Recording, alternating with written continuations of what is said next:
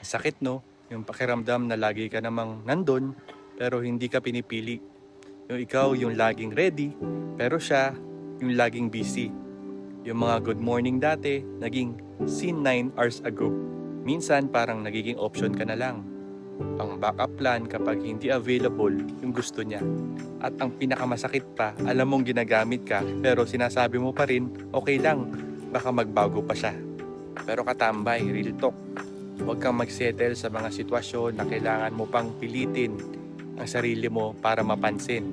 Kasi ang tunay na tao na para sa'yo, hindi mo kailangan pakiusapan para manatili. Isipin mo parang restaurant reservation. Kung totoong gusto nila yung table mo, maghihintay sila. Pero kung ayaw nilang maghintay ng 5 minutes, ibig sabihin, hindi nila talaga gusto yung seat mo. Ganon din sa buhay at pag-ibig. Kung ayaw nilang mag-adjust, baka hindi naman talaga ikaw yung para sa kanila. Alala mo sa Zacchaeus? Lahat ng tao ayaw sa kanya dahil sa kasalanang ginawa niya. Pero nung dumaan si Jesus, tinawag niya pa rin ito sa pangalan. Sabi niya, Zacchaeus, bumaba ka. Pupunta ako sa bahay mo ngayon. Ang ibig sabihin nun, pinipili ka ni Lord kahit walang gustong pumili sa'yo. Sabi sa Isaiah 43:4, you are precious in my eyes and honored. I love you. Hindi mo kailangang gawin ang mga bagay na ayaw mo para lang mapansin.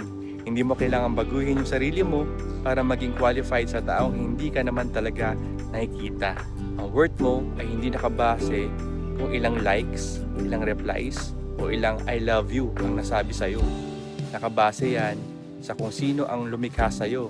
At ang Diyos mismo ang nag-declare na you are worth dying for.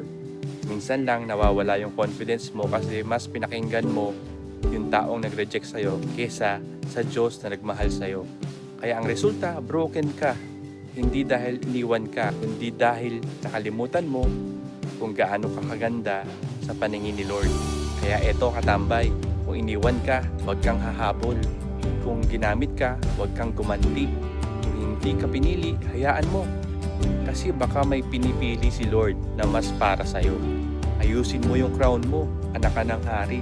Hindi ka temporary, hindi ka side character, hindi ka pampalipas oras.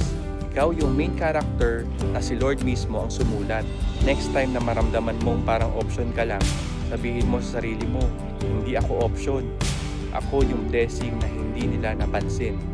At pag dumating yung tamang tao na pinadala ni Lord, hindi mo na kailangan magsalita para ipakita ang worth mo. Kasi makikita niya agad